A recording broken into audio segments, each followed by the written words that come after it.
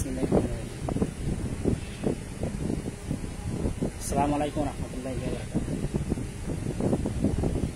প্রিয় দেশবাসী, আজ পবিত্র ঈদুল আজহা সারা দেশে উদযাপিত হচ্ছে। পবিত্র ঈদুল আজহা আমাদের দ্বিতীয় বৃহত্তম ধর্ম হচ্ছে।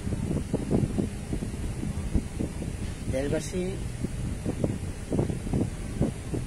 এবং দেশের বাইরে যারা প্রবাসী আছেন তাদের সবাইকে পবিত্র ঈদুল আজহার শুভেচ্ছা জানাচ্ছি। ঈদ মুবারক।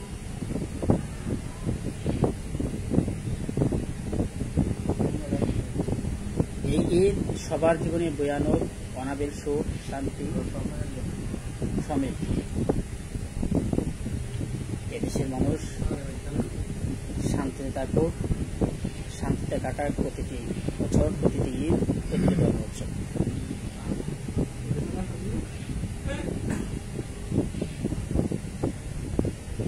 সম্মানিত দেশবাসী, আজ আমি আমার লাইভ ভিডিওয় অন্য কোনো প্রসঙ্গ নিয়ে কথা বলবো না। যাক, সবাই যাতে সুন্দরভাবে ঈদ উদযাপন করতে পারে, ঈদ উদযাপন করছে, বাকি সময়টা যাতে ভালোভাবে কাটে, ঈদ পরবর্তী ছুটি সময়গুলো যাতে ভালোভাবে কাটাতে পারে, সেই আশাবাদ ব্যক্ত করছি। তবু কয়েকটি কথা না বললেই নয়। যেটা হচ্ছে, এই অবৈধ সরকার রাষ্ট্র ক্ষমতায় এসে বেশ কিছু সময় অতিবাহিত করে ফেলেছে। আমরা আন্দোলন করছি এই অবৈধ সরকারের বিরুদ্ধে। ইনশাল্লাহ আমরা যথাসময়ে তাদেরকে পরাস্ত করতে সক্ষম হব। এই অবৈধ সংসদ ভেঙে দিতে সক্ষম হব। আবার পুনরায় নির্বাচন আদায় করে জনগণের ভোটে বিজয়ী হয়ে জাতীয় সংসদ নির্বাচনের সংখ্যাগরিষ্ঠতা অর্জন করে ইনশাল্লাহ আমরা সরকার গঠন করতে সক্ষম হব।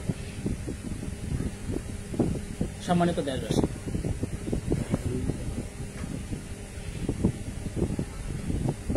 এই অবৈধ সরকারের সাম্প্রতিক কয়েকটি কর্মকাণ্ডের মধ্যে একটি কাজ হলো যে তারা অবৈধভাবে সরকার গঠন করার পরেও তারা একটি অনৈতিক বাজেট সংসদীয় প্রস্তাবনা পাস করার চেষ্টা করছে। এই বাজেট যেহেতু সরকার অবৈধ, সংসদ অবৈধ, এই বাজেট সম্পূর্ণ অবৈধ। এদেশের জনগণ এই অবৈধ সরকারের কাছ থেকে, অবৈধ সংসদ থেকে কোনো বাজেট প্রত্যাশা করে না, কোনো বাজেট চায় না। আমরা এই বাজেট মানি না, মানব না। এদেশের জনগণ এই বাজেট মানে না, মানবে না। সম্মানিত বিভাগ, আপনারা জানেন আমি এর আগে আমার এক লাইভ ভিডিওতে ঘোষণা করেছিলাম যে আমরা এই দেশের সবকিছু তথা কৃষি, শিল্প, স্বাস্থ্য, শিক্ষা, অর্থনীতি, পররাষ্ট্র, প্রতিরক্ষা, জনপ্রশাসন সহ সবকটা ক্ষেত্রকে আমাদের নিয়ন্ত্রণে নেই। অবৈধ সরকারের নিয়ন্ত্রণে রাখতে, কোনো কিছু নিয়ন্ত্রণে রাখতে দেব না। ইনশাল্লাহ আমরা সেক্ষেত্রে সক্ষম হয়েছি। আমরা আমাদের নিয়ন্ত্রণে এই দেশের সবকিছু কৃষি, শিল্প, শিক্ষা, স্বাস্থ্য, পররাষ্ট্র, প্রতিরক্ষা সহ সবকিছু এখন আমাদের নিয়ন্ত্রণে আছে। আমরা অচিরে তাদেরকে সহজে পরাস্ত করতে সক্ষম হব। জনগণ এখন আমার অপেক্ষায় আছে, আমাদের অপেক্ষায় আছে, আমাদের আহ্বানের অপেক্ষায় আছে, আমার আহ্বানের অপেক্ষায় আছে। জনগণ প্রস্তুত আছে রাজপথে নামার। এই অবৈধ সরকারকে চিরদিনের জন্য রাষ্ট্র ক্ষমতায় প্রস্তুত আছে।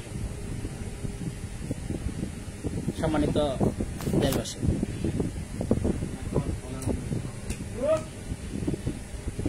আমাদের নিয়ন্ত্রণের সবকিছু চলে আসার পরেও আমরা এই দেশের আইন মোতাবেক, সংবিধান মোতাবেক জাতীয় সংসদ নির্বাচনের মাধ্যমে সংখ্যাগরিষ্ঠতা অর্জন করা ছাড়া সরকার গঠন করব না। কারণ এই দেশটা আমাদের, এই সংবিধান আমাদের, এই দেশের আইন সহ যা কিছু আছে সবকিছু আমাদের। এই দেশের ব্যক্তি মালিকানায় বলেন, সমবায় মালিকানায় বলেন, যা কিছু বলেন সবকিছু এই আমার, আপনার, সবার। যাক, ওরা ভুল করতে পারে, আমরা এই ধরনের কোনো ভুল করবো না। ওরা অনৈতিক পন্থায়, অবৈধ পন্থায় সরকার গঠন করলেও আমরা সেটা করবো না। আমরা এই দেশের সংবিধান মোতাবেকে রাষ্ট্রের আইন অনুযায়ী সরকার গঠন করবো, সরকার গ্রহণ করবো ইনশাল্লাহ। আর দেশবাসীকে ভালোভাবে নিতে দেবো। আমরা শুধু দেশবাসী থেকে ভালোভাবে নিতে দেবো সেটা নয়, আমরা একবার দুইবার নয়, আমরা ইনশাল্লাহ দেশের জনগণ যতদিন রাষ্ট্র ক্ষমতা আমাদের রাখতে চাই, আমরা ততদিনই রাষ্ট্র ক্ষমতা রাখতে রাজি। আমরা সারা জীবন এই দেশের রাষ্ট্রক্ষমতা থাকতে হবে যদি দেশের জনগণ চায়। আপনারা জানেন অবৈধ আওয়ামী লীগ সরকার যখন 2008 সালের নির্বাচনের মাধ্যমে ক্ষমতায় আসে তখন তারা নির্বাচন ইশতেহারে ঘোষণা করেছিল 2030 সাল পর্যন্ত তাদের রাষ্ট্র ক্ষমতা রাখতে হবে।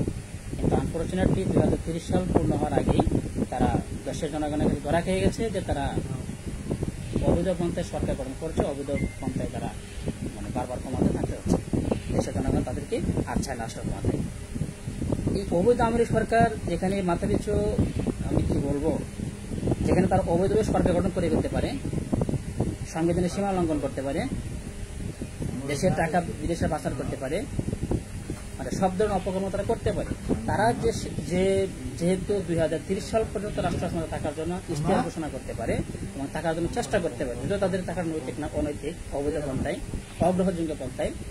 তা আমরা এই দেশের পক্ষশক্তি, এই দেশের স্বাধীনতার পক্ষশক্তি, এই দেশের সার্বভৌমত্বের পক্ষশক্তি, এই দেশের মুক্তিযুদ্ধের পক্ষশক্তি, সত্যের পক্ষশক্তি, ন্যায়ের পক্ষশক্তি, এই দেশের জনগণের পক্ষশক্তি, আমরা এই দেশের রাষ্ট্র ক্ষমতায় সারা জীবন থাকতে পারবো ইনশাআল্লাহ। আর তাই আমরা বাংলাদেশ স্বাধীনতা ও সার্বভৌমত্ব রক্ষা ফ্রন্ট এই দেশের রাষ্ট্র ক্ষমতায় সারা জীবন থাকার জন্য ঘোষণা দিয়েছি। সারা জীবন থাকবো, আমরা সেই ব্যাপারে প্রস্তুতি নিয়েছি এবং সারা জীবন থাকবো ইনশাআল্লাহ। আর সেটা অবশ্যই যদি দেশের জনগণ চায়। সম্মানিত দেশবাসী, আপনারা আমার নির্দেশনার মতো বেঁকে চলাফেরা করে